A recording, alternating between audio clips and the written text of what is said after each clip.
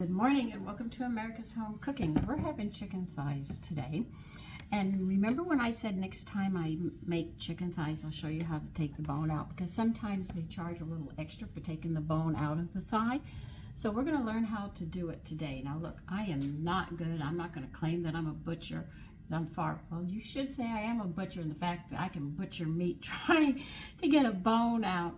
But that's just the joke in the house with me. But anyway, I'm going to show you how you can do it yourself. If the thighs are on a lower price and they have the bone and the skin on it, but you want the boneless, skinless, you can do it yourself and save yourself a few pennies. And listen, at this point, every penny counts. So I'm going to turn you down so you can see how I'm going to do it. And what am I going to do with the bones? Of course, I'm going to save them, right? You take the skin and you just rip it off. Very easy.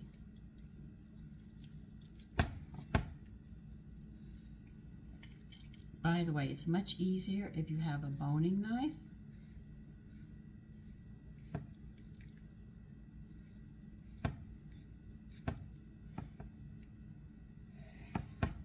Now the reason, I'll throw this back there.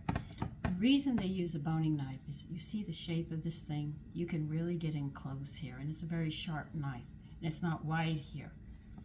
And what you're going to do is, here's your bone from here to here, right? What you're going to do is cut a slot right there, the whole length of the bone.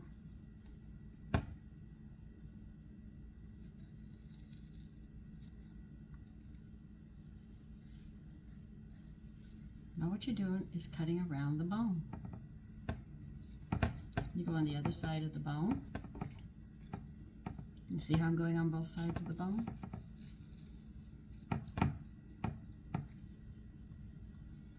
Then you just go down in the back, behind the bone, right next to the bone. See, this is why you need the point of a boning knife, so you can get it. I'm not real fast at this, so sort of tolerate my slowness on this.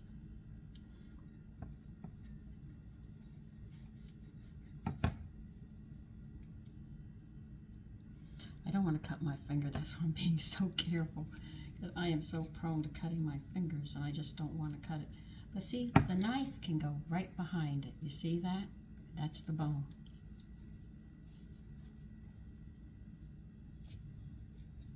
And that's what you want, to get right behind that bone.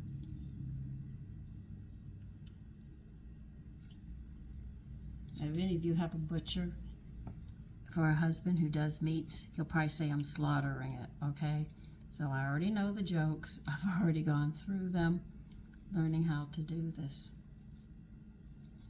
Well, what you do is just cut around that bone.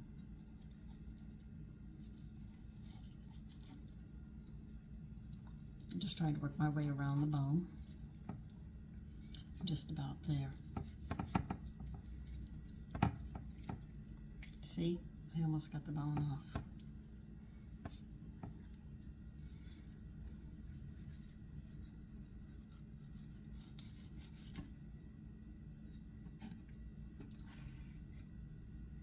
One bone. What am I going to do with this bone? What I'm not going to do is I'm going to freeze it, so I'm going to cook all my bones later. See? That's how you do it. And you fold it up nice, and that's how they put it in the package, just like that. But that's it. That's how you do it.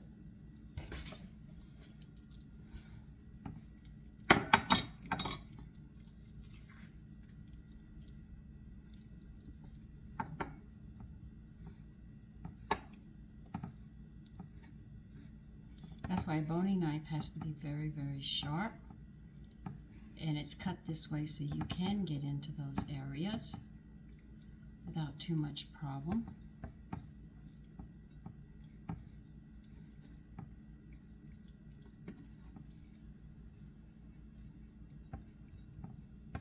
Oh, I'm sure they're a lot faster than I am. All what you have to do is release the meat from either sides of that bone. And once you can slide the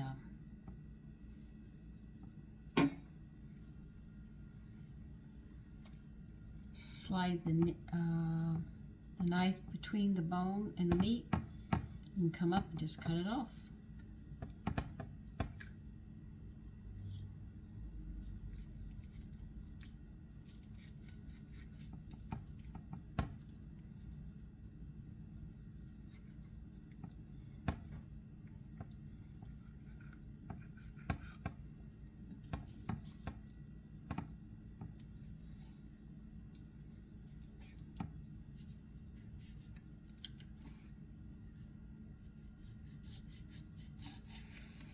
that's a big gristle on that one.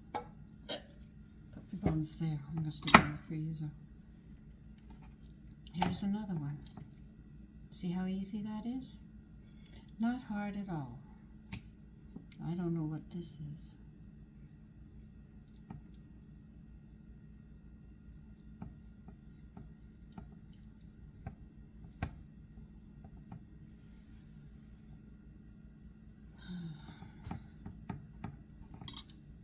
So there's another one, done real simple. Now I'm going to continue doing these, but that's how you do it.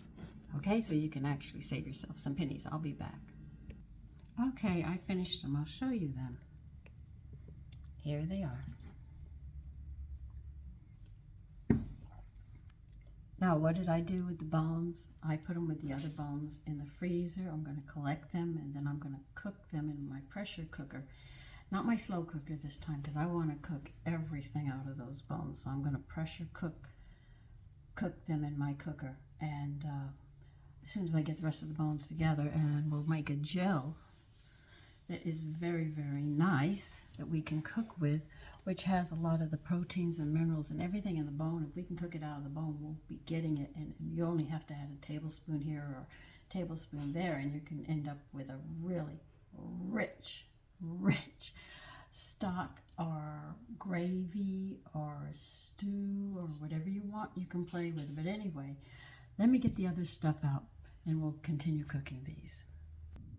Okay, I'm using my no salt herb blend, which I don't remember what's in it, but it smells good. I've rubbed these down with yogurt, so you can see I'm using yogurt now. I'm going to put these seasonings on here.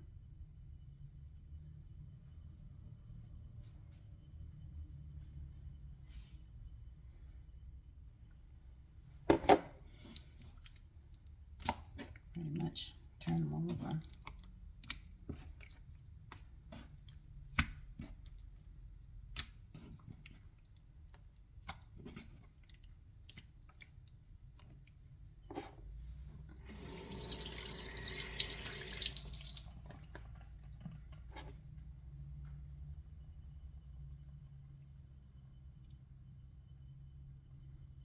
I'll be making these mixtures again, and I'll make sure that I do a video when I make them, and then you'll be right there, and I'll name them so you can find these seasonings that I'm using in combinations.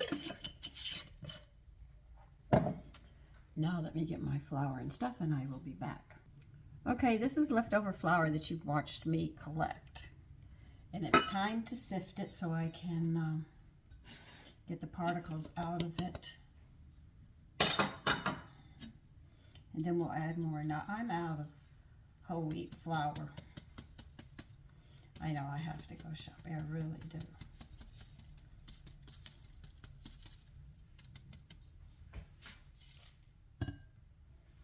So let me get some extra flour. And I'm going to be adding some wheat germ to it.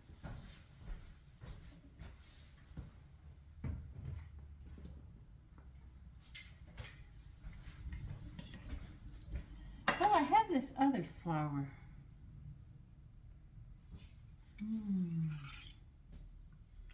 Okay, I'm thinking again. As my sons would say, uh-oh, she's at it again. I bought this flour.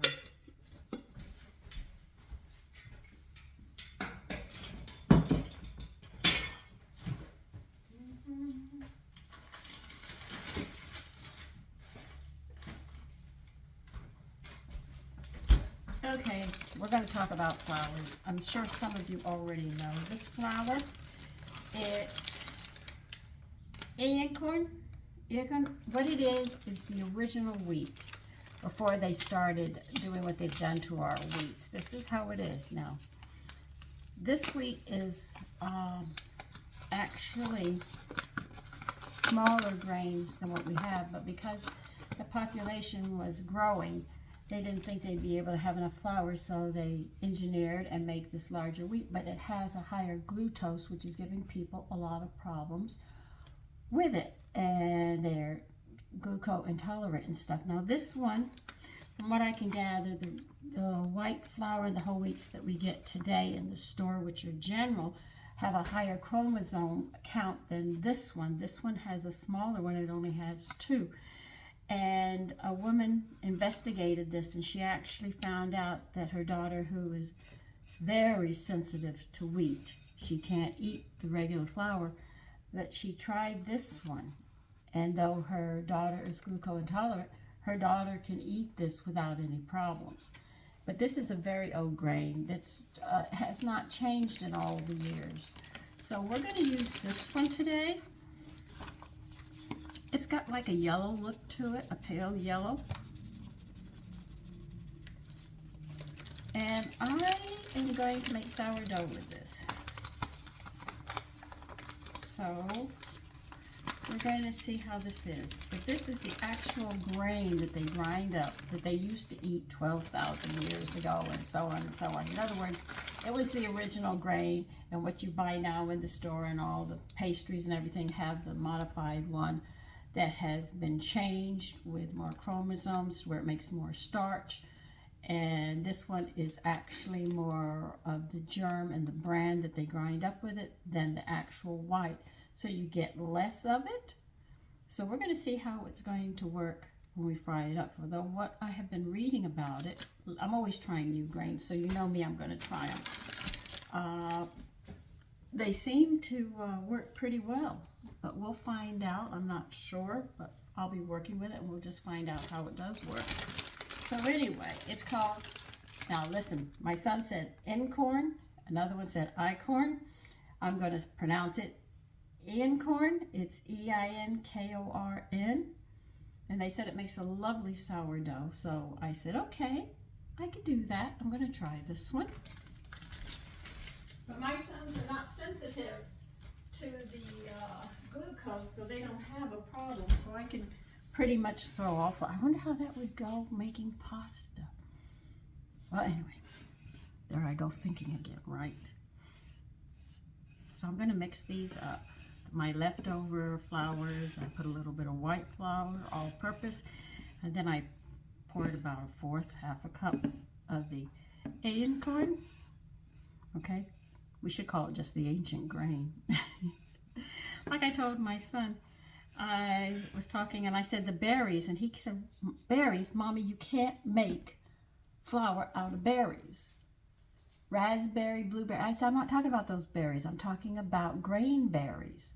He said, grain berries. I said, yes, grain berries give us our wheats and our flours that we use. He said, oh, I didn't know you called them berries. I said, yes, we do. Anyway, let me get my pan and stuff. Okay, I'm using my all blend oil that I make and some butter that I made.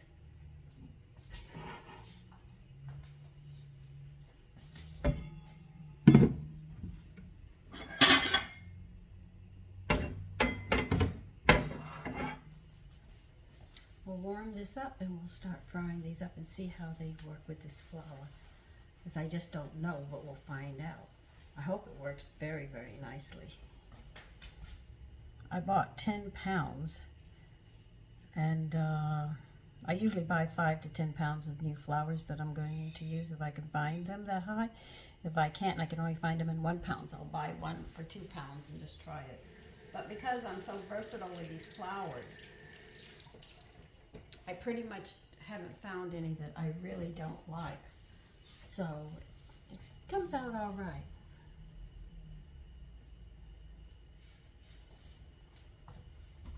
So we're just going to wait for this to heat up.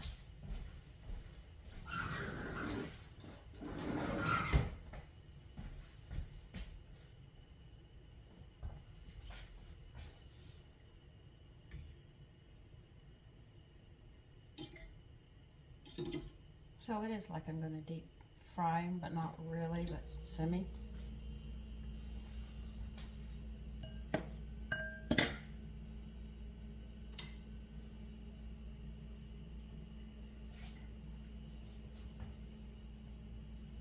So if you're glucose intolerant, you might be able to work with this new flour.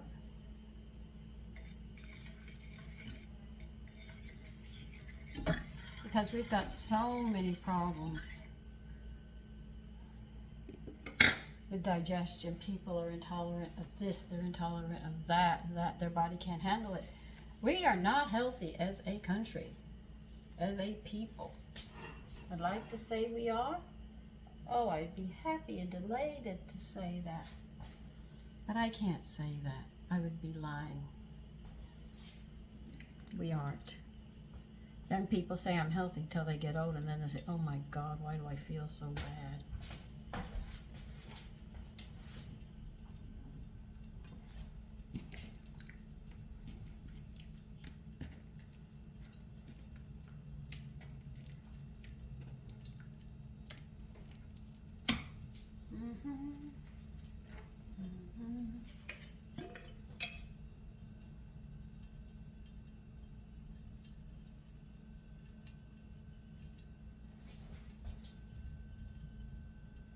I'm adding a little more seasoning on the other side.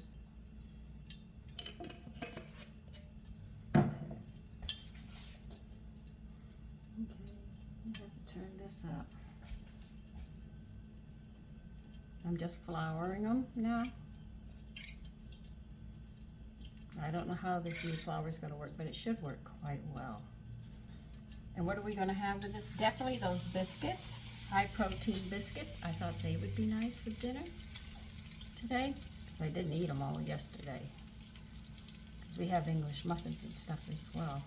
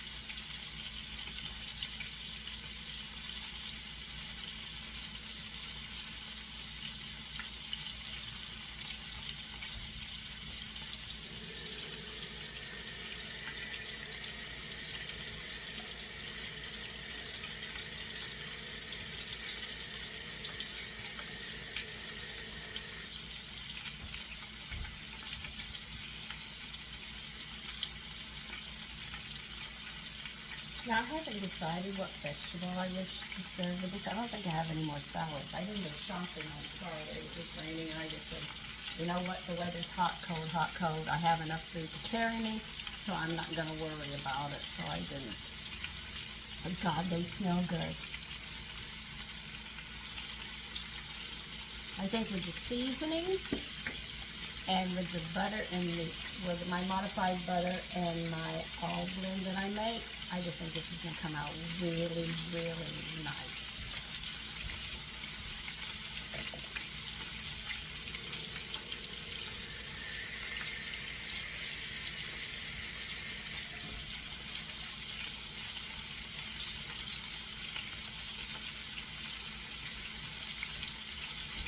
Later on today, we're going to be making strawberry jello, and I'm going to show you how to make it without using Knox. Because like I said, I called the company that sells gelatin and Jello, and I asked them, do you use the natural or do you use these two chemicals? And they never answered me. If somebody doesn't answer me like that, that tells me automatically that they're using the cheapest way. Yeah. They have found out that those two chemicals that they make the Jello with, unless you know it's made literally from bones and stuff, it actually deteriorates your bones in your teeth, which causes, you'll see it in your mouth, cavities. Because the enamel is bone. So you call this, you know, your skeletal bones, these are bones as well. So if your teeth are like that, and you eat a lot of Jello, you can imagine what's doing to those hips, and to your joints, to your lower back, these areas that are always in trouble. The people, as they get older, they find out.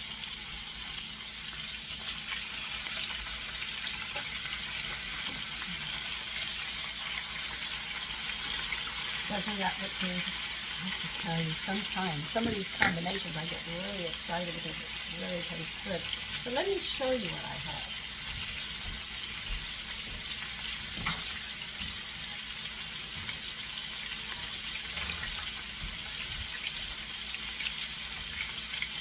Now, I got gelatin, protein essentials. This is what I got. And what's it made up of? Let me see. 100% pasteurized, raised South American beef gelatin. 100%.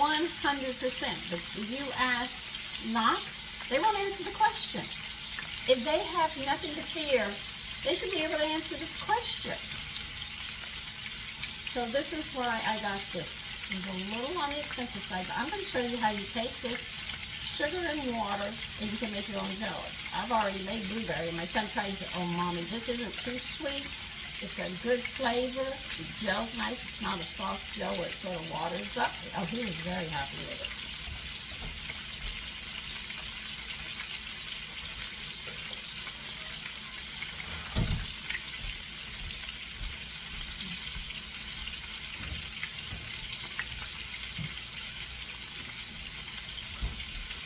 And here it is. I made blueberry jello.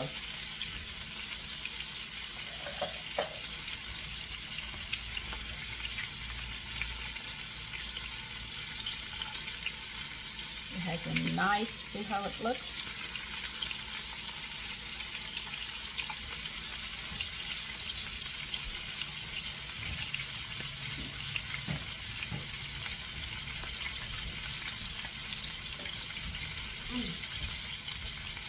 That jello is so nice. I want to serve it with some whipped cream on it.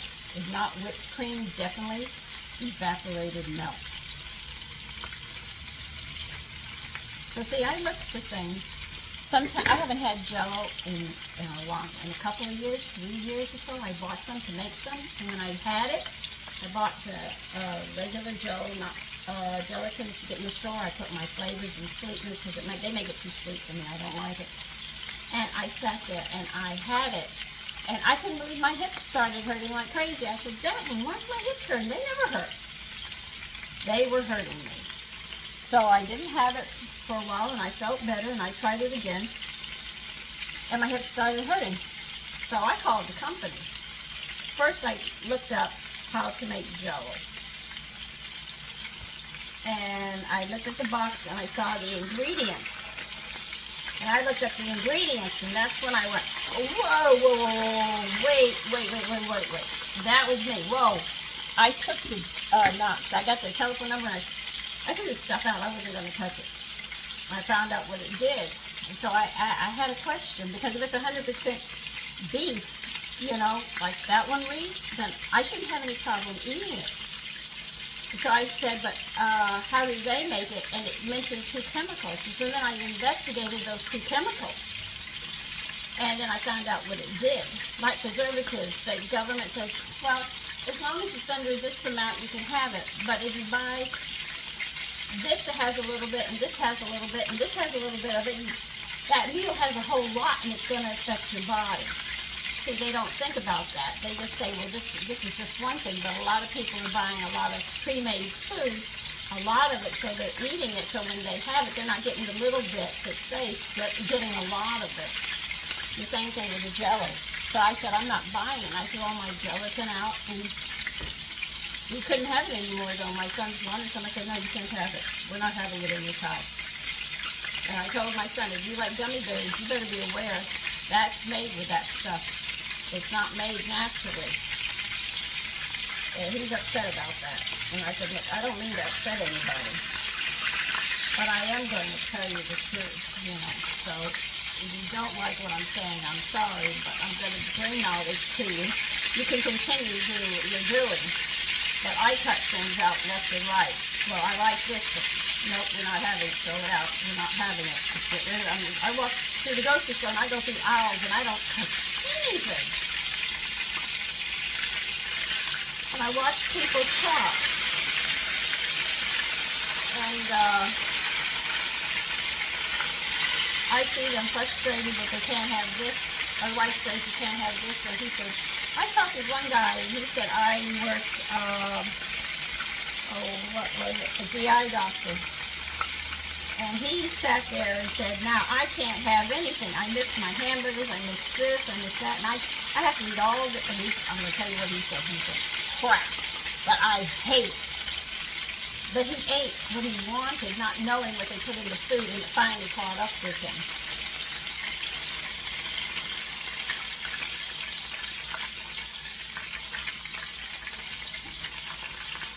So this flour browns a little faster than the other.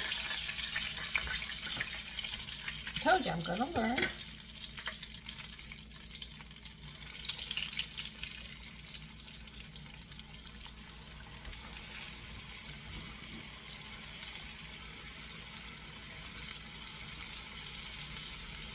So it's sad.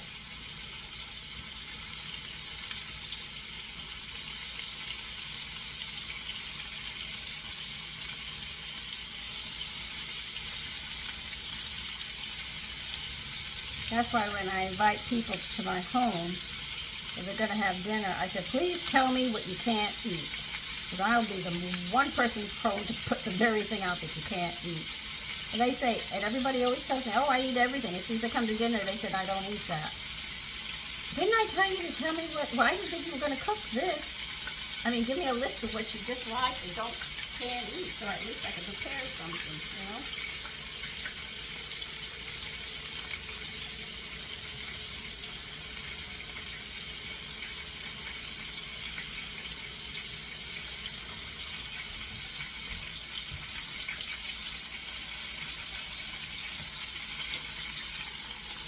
That is no good. Well, I'm going to continue frying these, and I will see you when we're done. Okay, here they are. They're done. Take care and enjoy your day.